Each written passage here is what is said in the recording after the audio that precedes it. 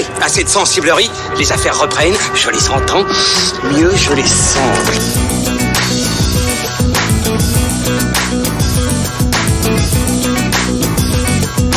Qu'est-ce que c'est que ce foutoir, mon petit Bernard ? C'est l'engin de guerre le plus puissant de tout l'univers. Salut à tous et bienvenue sur Séance Radio, c'est Fan Footage, le podcast épisode 8. Nous enregistrons aujourd'hui depuis la Cinémathèque. Et là, les auditeurs se disent, waouh, ils ont pris du level niveau tapis rouge, Festival de Cannes, les gars. Non, on n'est pas en direct de la Cinémathèque. Mais on est sur un tapis rouge. Ouais, on est sur un beau plaid rouge, mais on est sur le gazon, à côté en fait. Ils nous ont dit, les gars, vous allez vous mettre là-bas. Il n'y a pas moyen que vous rentriez dans la Cinémathèque enregistrer votre podcast, c'est bon. Foutez-nous la paix, dégagez. On va parler aujourd'hui de Game Night, la nouvelle comédie US réalisée par Jonathan Goldstein et John Francis Daley. Pour en parler avec moi, j'ai un Wolfpack d'exception, puisque j'ai, comme d'habitude, mon ami Pierre Delors de fanfootage.fr. Salut Pierre, ça va ? Salut, ça roule, ouais. Le soleil, tranquille. Ouais, on est bien là, avec les petits moustiques et avec les oiseaux. Les oiseaux, les enfants, tout ça. Et puis, comme d'habitude, Ilan Ferry et Julien Munoz de cinevibe.fr. Ça va, messieurs ? Salut, ça va ? Ça va la forme ? Ouais. Bon. Qu'est-ce que c'est que cette voix ? Soudainement. Salut, messieurs. Ilan Ferry, célibataire. Bon. Ok. On va pouvoir réussir à y aller, c'est pas grave. Vous allez voir, on va bien s'amuser. On est bien, on s'est dit que voilà, enregistrer en extérieur, ça changeait un peu. J'espère que ça rendra bien au niveau du son. Il y a un enfant qui va se faire kidnapper derrière nous. De toute façon, c'est de la radio, c'est magnifique. On s'est dit que voilà, ça pouvait rajouter un petit peu de charme bucolique. Bon, on verra ce que ça donne au mixage. On a les chips qui sont sortis, les bières également. Donc on va pouvoir attaquer. Yes, c'est parti. On y va ? Allez, go. Bon, cette mission, c'est quoi ? Game Night, c'est l'histoire de Max et Annie, incarnés par Jason Bateman et Rachel McAdams, qui chaque semaine donnent rendez-vous à leurs amis pour des jeux d'apéro, sauf qu'un jour, Brooks, le frère de Max, va organiser une surprenante murder party, puisque ce dernier va se faire kidnapper sous le regard amusé de tous. Donc chacun va se lancer alors dans l'enquête, mais à mesure que celle-ci avance, une question va revenir. Était-ce une mise en scène ou non ? Le film est réalisé par Jonathan Goldstein, qui a incarné le jeune Sam dans la série Freaks and Geeks, et John Francis Daley, qui sont tous deux scénaristes de Comment tuer son boss ou encore de Spider-Man Homecoming, parmi 5 autres scénaristes, et auteur également de Vive les vacances et du prochain Flashpoint pour DC. Alors, avant de vous laisser la parole, moi j'ai trouvé ce film plutôt sympa. C'est une variante amusante de The Game de David Fincher. Il salue quand même sa filmographie, on y reviendra en détail là-dessus. Mais bon voilà, comédie d'action assez ludique, efficace. Je trouve le casting assez parfait pour le coup. C'est très plaisant mais pas hilarant. Et Jesse Plemons... high level, quoi. Ouais, d'accord. Il a un petit rôle dans le film. Allez, Pierre, vas-y, t'as pris la parole, continue. Toi qui voulais pas commencer, tiens, j'avais précisé, je ne voulais pas commencer ce podcast. Bon, alors du coup, moi je viens de voir le film, puisqu'il est quoi ? Il est 16h et quelques là, je suis sorti de la séance à 15h. Ouais, il est 16h. C'est encore tout frais dans ma tête. Globalement, c'est une expérience que j'ai plutôt appréciée. Je me suis bien marré. Il y a quelques gars qui m'ont plutôt fait rire. Dans la salle, les gens avaient l'air d'être assez réceptifs. Je suis allé relativement vierge de toute information, de tout spoil. J'avais simplement vu une des premières bandes annonces qui, alors pour le coup, je trouvais pas le film extrêmement bien vendu. Ça m'avait pas fait tellement envie et j'ai été tellement déçu par l'ensemble des comédies américaines de ces dernières années que à la base, j'avais pas particulièrement envie d'aller le voir. Jason Bateman, c'est un comédien, que j'ai rien contre lui, mais que je ne connais pas très bien. Je suis pas très au courant de son travail en tant que comédien. Alors, il y a quelque chose qui m'a un peu surpris dans le film, c'est que par rapport à beaucoup de comédies US qui sortent ces derniers temps, il y a une ambition, y compris visuelle, qui est nettement au-dessus de la moyenne, je trouve, sans qu'on atteigne des sommets non plus.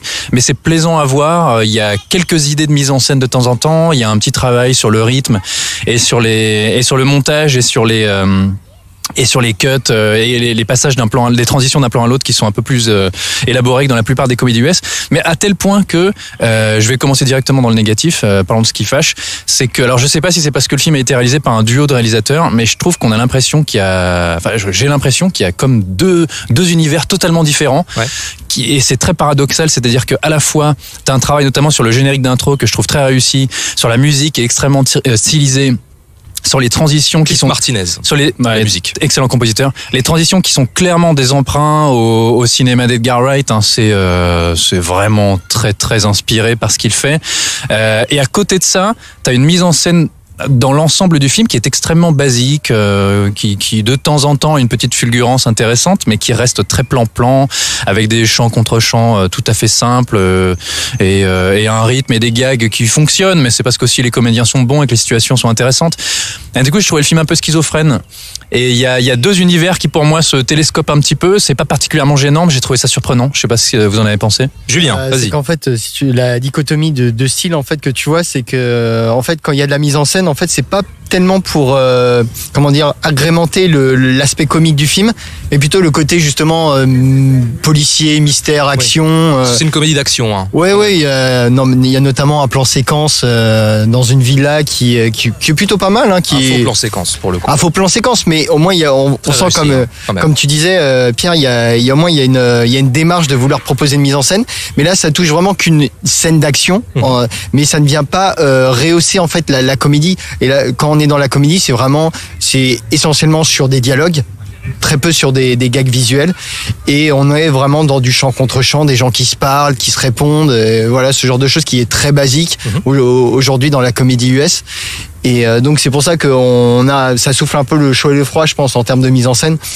On a vraiment des passages, on se dit tiens, là il y a un effort de fait, mais en fait c'est pas tellement pour l'humour en fait. Ok Pierre, vas-y. Je trouve ça, enfin, du coup, je rebondis sur ce que tu viens de dire. Voilà, je trouve ça un petit peu déconnecté. On a l'impression qu'il y a deux films, deux univers rassemblés en un, et ils ne se correspondent pas tellement. Voilà, je trouve ça un peu déconnecté. C'est pas toujours équilibré. Ilan. Non, pas du tout. Ouais. Ah bah moi, comme mes petits camarades, j'ai bien aimé le film. J'étais assez surpris. Alors c'est vrai qu'au tout début, quand je voyais les bandes annonces, j'avais l'impression qu'on allait se retrouver devant une version de Cluedo de Very Bad Trip. En plus, Jason Bateman, qui est un acteur que j'aime bien, mais que je préfère quand il est dans le registre sérieux et qu'il est un peu abonné depuis 5-6 ans, voire plus, aux comédies un peu lourdes, voilà, estampillées Warner, mais bon, je pense que ça, c'est des choses dont on parlera après. Donc voilà, donc il y avait tout un faisceau d'éléments qui a priori étaient négatifs, et puis au final j'étais assez surpris. J'étais surpris effectivement par la mise en scène qui est assez ludique, il y a quelques idées qui sont sympas, sans effectivement prendre trop le pas sur la narration, ce qui est parfois dommage, mais il y a cette volonté de vouloir un peu réveiller le schéma habituel de la comédie US, en tout cas formellement.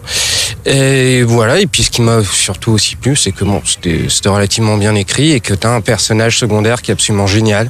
Tu l'as mentionné tout à l'heure, c'est celui qui est incarné par Jesse Plemons, qui amène une espèce de folie au film qui est pas la même que celle que pouvait faire Zach Galifianakis dans les Very Bad Trip. J'ai beaucoup pensé à lui pendant le film avec ce personnage-là. Julien. Jesse Plemons qui était sosie de Matt Damon avant, et qui maintenant est devenu sosie de Val Kilmer. Ah oui, C'est méchant, mais c'est vrai. Mais il a exactement la même gueule. C'est vache, mais ça fait cet effet. Je pense qu'il a été cloné. On peut le dire, Val Kilmer a été cloné. C'est Jesse. Je voulais rebondir sur le scénario. Je sais pas si vous êtes d'accord avec moi, mais je trouve quand même que le film scénaristiquement ne tire pas tout le potentiel du pitch, en fait, du concept. Ouais. C'est-à-dire que le quiproquo au départ, quiproquo du départ aurait pu être vachement plus étendu, et en fait il est très vite amené à son terme. Il découvre très vite. Mais il découvre très vite quand même que c'est pas un vrai jeu en fait. Tu vois, quand ils retrouvent leur frère. Attention dans la de ne première pas partie, trop spoiler. je spoil pas trop, mais il y a vraiment un moment, ils disent c'est pas un jeu, ils se préviennent entre eux, donc c'est très vite, et ça vient très tôt dans la narration. Hein. Ça voilà, c'est amené à son terme très très vite. Ça aurait pu être plus poussé, et puis il y a d'autres. Je trouve qu'il y a d'autres pistes en fait qui auraient pu être encore plus poussées aussi par rapport à tout ce côté mystère et un peu policier qui aurait pu justement amener beaucoup de gags, et c'est dommage. Je trouve que après le film, plus il avance, plus il rentre dans des rails qu'on connaît un peu déjà, quoi. Mais disons que, donc, comme tu l'as rappelé, Thomas, c'est une comédie d'action. Donc, il y a quand même un mystère, il y a du suspense, il y a 2-3 scènes d'action, quelques poursuites, etc. Effectivement, c'est vrai qu'on s'aborde un petit peu toute tentative de mystère dès les premiers temps du film. Et puis, malgré tout, bon, ils tiennent une intrigue et quelques retournements de situation jusqu'à la fin. C'est pas aussi simple. Le film ne retombe pas complètement. Je pense avoir vu là, et puis c'est vrai qu'il y a cet hommage à The Game de David Fincher. Je pense avoir vu là un intérêt des réalisateurs plus pour leur personnage que pour cette intrigue. Et au final, le film se concentre beaucoup là-dessus, sur ces personnages, sur ces situations, sur ce couple principal qui est incarné par Jason Bateman et Rachel McAdams. Rachel McAdams, c'est une comédienne que j'aime beaucoup et qui est très bien là-dedans, très naturelle. La dernière fois que je l'ai vue, moi, c'était dans True Detective saison 3 que j'avais. Ouais, elle était très bien dedans. Beaucoup aimé. Et les personnages, je les trouve globalement assez attachants, tu vois, même s'il y a des personnages secondaires qui sont, qui existent peu, quoi. Qui existent peu, mais je trouve qu'ils sont quand même malgré tout assez bien incarnés, tu vois. Je me suis soucié du rôle et de l'avenir des personnages au fil de l'histoire, à part un ou deux peut-être, mais les personnages sont assez attachants et je trouve qu'au moins ça tient la route. Ouais. Alors, ce qu'on peut peut-être aussi reprocher au film, c'est de pas assez, alors pas forcément sur la forme, mais peut-être sur le fond, de pas suffisamment jouer sur l'aspect jeu. Parce que voilà, il y a une intrigue policière, mais moi j'aurais bien aimé que le film joue un peu plus avec moi, multiplie un peu plus les fausses pistes effectivement sur le registre comique, et je rejoins Julien quand il dit que sur la dernière partie c'est sur des rails, mais après voilà, dans l'ensemble c'est tellement rafraîchissant entre guillemets, bon ça m'embête un peu de dire rafraîchissant, mais dans le paysage comique américain actuel, que faire la fine bouche, ça aura un peu serait faire la fine bouche que de focaliser là-dessus. Moi, je voudrais juste revenir sur ce que tu viens de dire, sur le côté jeu, dans la mesure où moi, j'ai vu cette notion de jeu, de plateau, dans ce qu'on disait tout à l'heure sur la mise en scène. Il y a des plans... des effets de tilt shift, ouais. Voilà, ce qu'on avait vu par exemple dernièrement. Alors, j'ai tout de suite pensé à la scène de l'aviron dans The Social Network avec... de David Fincher d'ailleurs. David Fincher pour le coup. Mais voilà, moi j'ai pas, encore une fois, j'ai pas trouvé ça hilarant, mais très plaisant. Et heureusement à mon avis, qu'il y a Jesse Plemons. Moi je me suis surpris à rigoler même dans la salle par moment pendant que les autres ne riaient pas. Mais lui il est vraiment très cool. Il a des super scènes. Bon voilà, je crois qu'on a fait plus ou moins le tour. Hein. On le conseille quand même. Oui, il faut aller le voir. Ouais. Et puis il y a quelques bons gags qui m'ont, moi perso, bien fait rire. Est-ce qu'on lui met une note sur 10, hein? Sur 10? Ouais, Ilan, allez. Sur 10, je vais mettre un petit 6 parce que c'est plaisant mais pas révolutionnaire, mais c'est une bonne comédie. T'as dit? Un petit 6. Un petit 6? Ok, d'accord. Julien? Ouais, je lance un 6 et je tombe sur la case relancer les dés, ouais. Allez, pourquoi pas. Ok. Pierre, j'étais en train de chercher un parallèle avec un truc de jeu, mais sur le coup, je trouve pas. Je pense que je vais être à 6, 7 même, parce qu'en fait, une comédie, même si elle est pas révolutionnaire, même s'il y a des passages qui sont un peu clichés, etc., au final, le but d'une comédie, c'est de faire rire. Moi, je me suis amusé, et voilà, j'ai passé un bon moment. 6 ou 7, ouais. Ouais, écoutez, je vais m'aligner avec vous. 6 et demi. Hein. Voilà, bon, Game Night c'est actuellement en salle, allez-y, vous passerez quand même un très très bon moment. Et puis nous, ça va nous permettre de rebondir sur la comédie US aujourd'hui. C'est depuis, alors j'ai pris comme marqueur Very Bad Trip 2009, donc la comédie des années 2010. On va faire un petit état des lieux tout de suite, juste après ça. Alors, la comédie américaine, genre on ne peut plus fédérateur, mais aujourd'hui entre les dramédies indépendantes bourrées de spleen existentiel qu'affectionnent particulièrement les festivaliers de Sundance et les grosses machines qui tâchent depuis Very Bad Trip, est-ce que la comédie US des années 2010 n'a pas tendance à se répéter dans ces thématiques? Est-ce qu'elle est un peu dans une impasse? Qu'est-ce qu'il faudrait faire pour qu'on ait une comédie, encore une fois, comme Very Bad Trip, qui marque les esprits, qui reste et qui puisse effectivement durer dans le temps? Est-ce que Game Night peut avoir justement ce potentiel selon toi? Parce qu'il y a un concept fort quand même. Hein. Alors il y a un concept fort, et le concept fort, le film à concept, c'est un peu l'un des grands trucs de la comédie US. Ces derniers temps, non, je pense pas que Game Night puisse changer le game. Ah, si je peux me permettre ce petit jeu de mots audacieux. Bravo. Et je dirais que même Game Night, il est dans une formule. Et d'ailleurs, c'est bien de parler de Very Bad Trip, le premier, The Hangover, donc pour son titre US, parce que The Hangover, ça a quand même lancé toute une nouvelle série de comédies qui sont toutes sur ce même schéma. Et je dirais que Game Night est aussi dans cette formule. Parce qu'on est vraiment dans la comédie régressive, on est sur la comédie qui s'adresse la bonne trentaine passée, les quarantenaires qui retombent en enfance. Et d'ailleurs, c'est aussi un peu ça, on n'en a pas trop parlé tout à l'heure, mais le cœur aussi de Game Night, hein, c'est ces adultes qui, je sais pas, on n'est pas non plus dans le syndrome de Peter Pan, mais qui veulent rester dans une espèce de vie de jeu, d'adolescence, etc. Ils savent pas s'ils vont avoir un enfant. C'est aussi un peu ça le sujet du film. C'est une formule, et c'est une formule qui va très loin, puisque moi, un des trucs qui me gêne véritablement dans la comédie US contemporaine, c'est qu'il y a même, au-delà de l'écriture, au-delà du concept, je trouve qu'on est même, il y a une espèce de charte, on est presque chez Marvel où on a instauré un look, un étalonnage, une colorimétrie, et il faut que tous les films soient sur le même modèle et se ressemblent. Aussi. Et un type d'écriture, mais ça on va y revenir, mais ne serait-ce que visuellement, je trouve que les comédies US, tu ferais un screenshot, une capture d'écran de quasiment tous les films qui sont sortis depuis les années 2010, ils sont complètement interchangeables, c'est les mêmes images, c'est le même format, c'est le même type de mise en scène. Aujourd'hui, la comédie US, elle est particulièrement feignante, surtout en termes de mise en scène, il n'y a plus de cinéma derrière. En fait, on est presque, pour une bonne partie de ce cinéma, on prend des comédiens du Saturday Night Live ou ce type de mecs, on les met devant une caméra, on les laisse improviser pendant des heures et on appuie sur enregistrer, quoi. C'est juste ça en fait. Il y a plus de mise en scène derrière. Julien ? Ah non, c'est vrai, niveau mise en scène, il y a très peu de réalisateurs aujourd'hui qui utilisent des cinématographique pour créer de l'humour, en fait, pour créer des gags.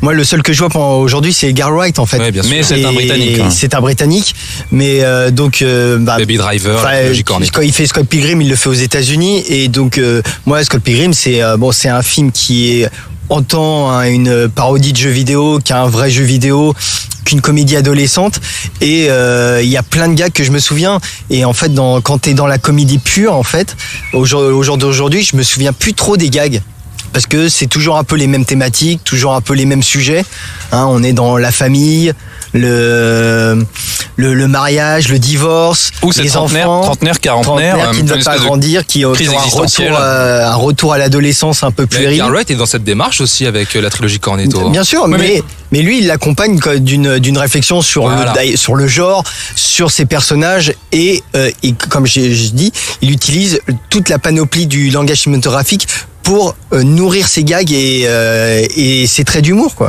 Et il est pas dans le doudou ou la nostalgie, tu vois, parce que même Game Night rebalance, on en parlait tout à l'heure juste entre les deux parties, énormément de références au passé, il parle de Pac-Man, on est dans le plaisir régressif, et Edgar Wright est pas du tout là-dedans.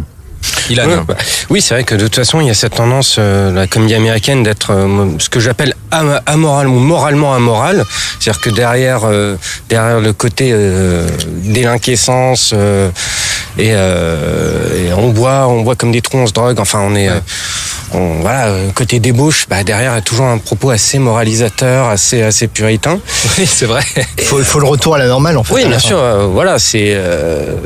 C'est le petit grain de sable, mais rien ne vaut la famille derrière. Donc on peut aussi dire que Very Bad Trip soit est assez hypocrite, soit est assez cynique, mais toujours est-il que de manière générale, oui, on a un problème avec la comédie américaine, c'est que ce soit les comédies à la Very Bad Trip, que ce soit les comédies de Judd Apatow ou encore Paul Feig qui décline au féminin les sous-genres de la comédie, on a toujours des standards de différents types de comédies. Et il y a un côté un peu algorithme dans la comédie américaine, un peu la Netflix. Si vous avez aimé Very Bad Trip, vous aimerez ça. C'est un peu je trouve le chemin de pensée des studios, la mentalité de studio, c'est pour notre public qui aimait Very Bad Trip, on va faire, je sais pas moi, un film. Je crois qu'il y a un film qui avait sorti il y a pas tellement longtemps avec T.J. Miller sur un enterrement de vie de garçon qui s'est mal terminé. Donc déjà la comédie qui a un peu 10 ans de retard.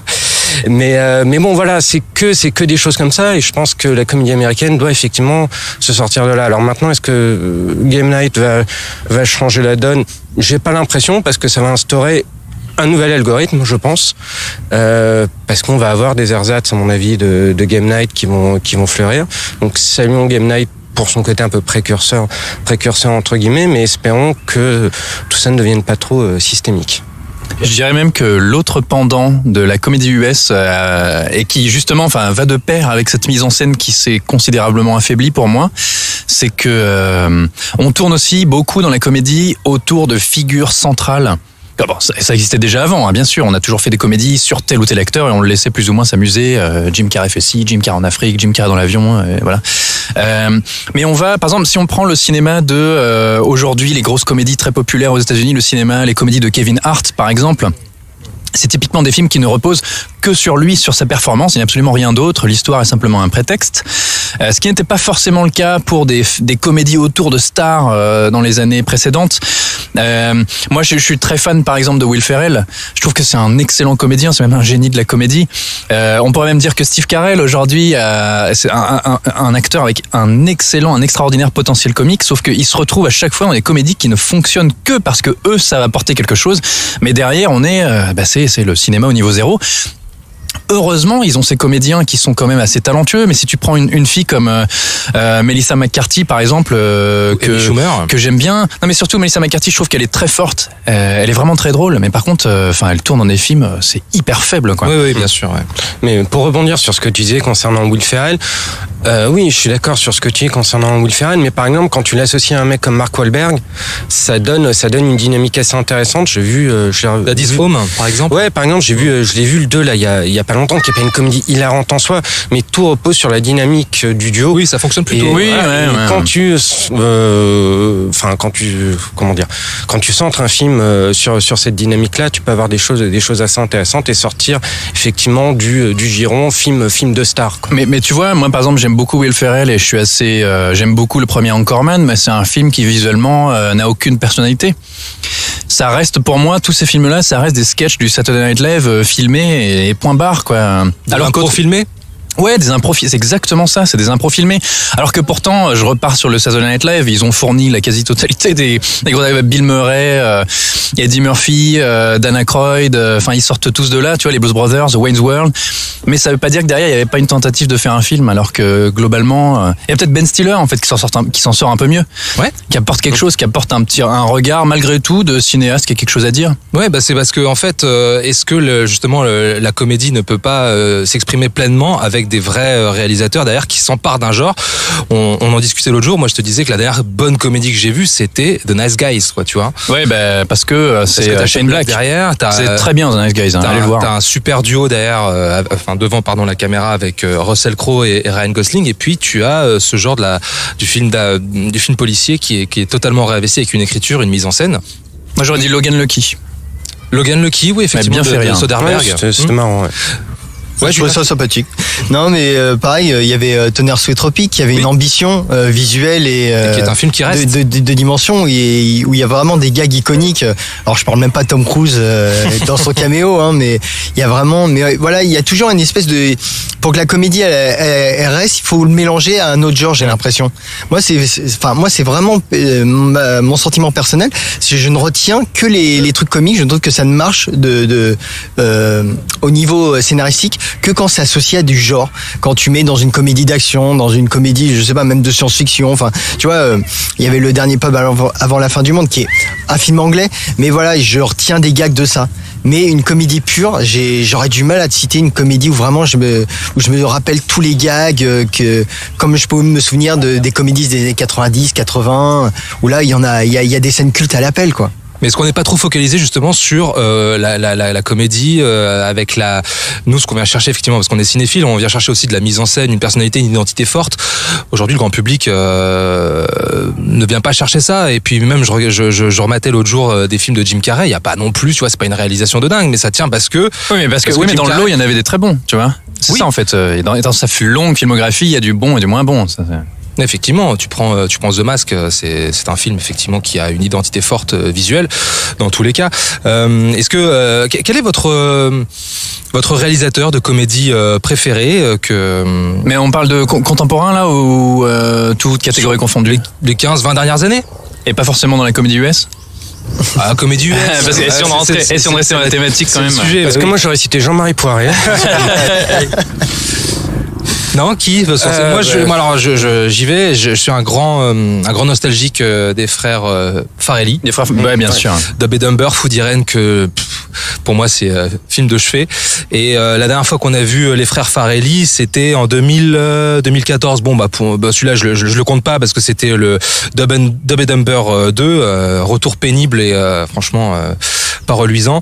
Mais tu vois par exemple Bon à tirer de 2011. Qui a un peu scellé leur carrière, j'ai l'impression. Alors le problème, c'est qu'ils arrivaient avec une nouvelle tendance de la comédie US avec Very Bad Trip. C'était en 2011, Very Bad Trip c'était en 2009. Et voilà, on avait basculé, si tu veux. Et eux, ils essayaient de revenir à un truc bien gras, mais ça fonctionnait pas. C'était poussif. Mais j'avais une tendresse pour le film, quand même, malgré tout. Ouais, quand tu parles cette tendance dont tu parles, on peut aussi dire que c'est quelque chose qui a initié effectivement Warner avec les Very Bad Trip et qui est toujours allé plus loin dans la comédie grâce à concept et finalement peu drôle. Mais on oublie aussi la notion de tempo dans le comique. Effectivement. C'est quelque chose auquel on a l'impression que les gens sont de moins en moins sensibles. Et pourtant, c'est ce qui fait aussi tout le sel d'une comédie. Oui, bien sûr. Alors, pour répondre à ta question, moi, un réalisateur de comédie, alors, ce serait plutôt un duo. J'allais dire Phil Lord et Chris Miller, ouais. Parce que le diptyque 21 et 22 Jump Street m'avait beaucoup fait marrer, surtout le deuxième, c'est très, très drôle. Et même la grande aventure Lego m'avait beaucoup fait rire. Donc je trouve que c'est un duo qui est intéressant dans ce qu'il veut dire sur le cinéma, sur la manière dont il réutilise justement les codes du cinéma qu'il aime, qui peuvent être aussi du cinéma de genre. T'as une espèce d'hybride, de côté hybride qui est assez intéressant et drôle. Malheureusement, on ne saura jamais ce qu'ils avaient à dire sur Star Wars Han Solo. Julien. Moi, c'est pas que c'est un grand formaliste, mais j'aime bien Adam McKay. Il a fait des films assez rigolos qui me plaisent bien. Et puis bon, lui, il a dérivé plutôt vers la comédie satirique. Encore Man 2, Very Bad Cops. Oui. Non. C'est Cops. Oui, il me semble que c'est lui. C'était lui. Ouais.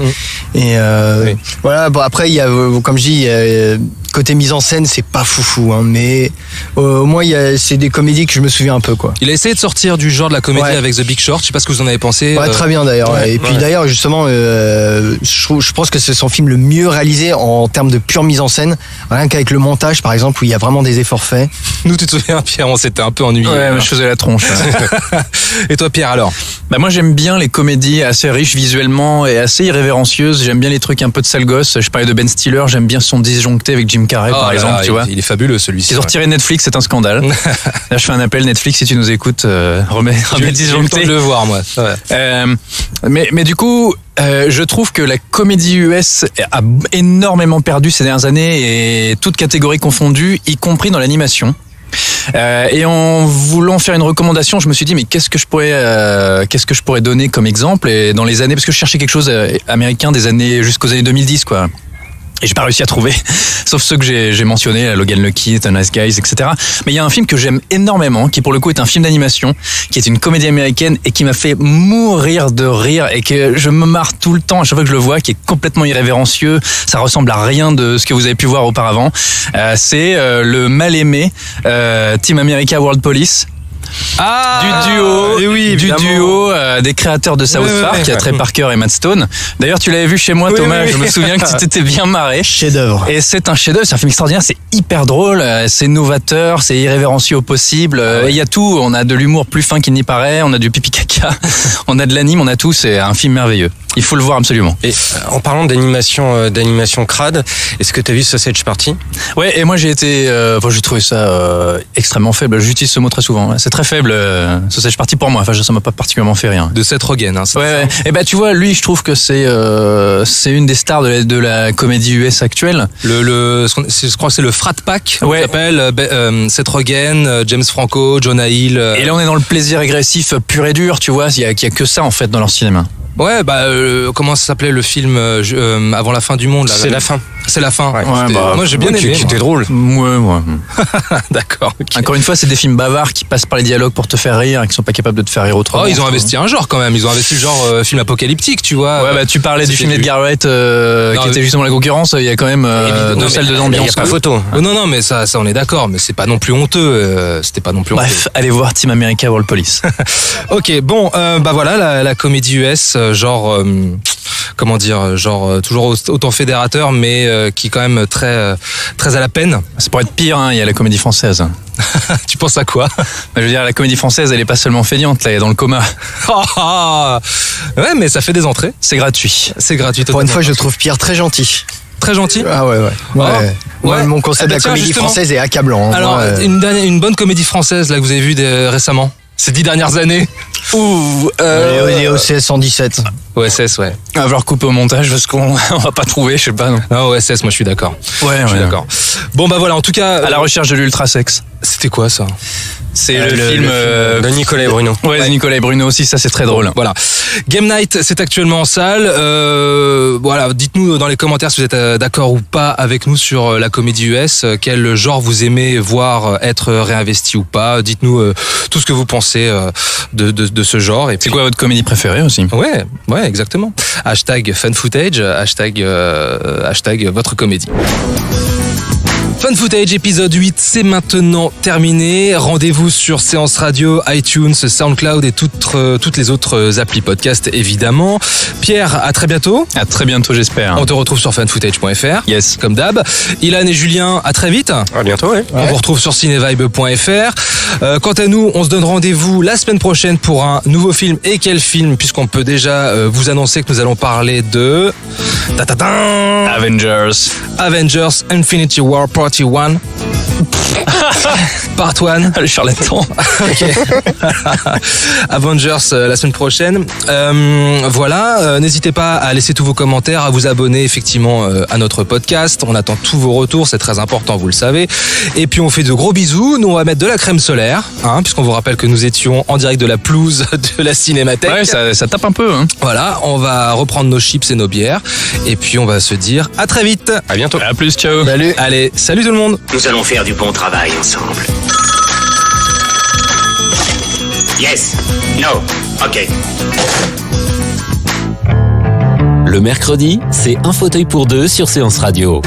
Mon ambition comme acteur dans mes films, c'est surtout de servir le film. Où en fait, moi je me suis dit, d'accord, ce qu'ils sont en train de dire, je le ressens aussi. Asseyez-vous sur le fauteuil de Séance Radio. Merci beaucoup et à très vite sur Séance Radio. Avec plaisir, merci beaucoup. À 19h et sur toutes les applications podcast.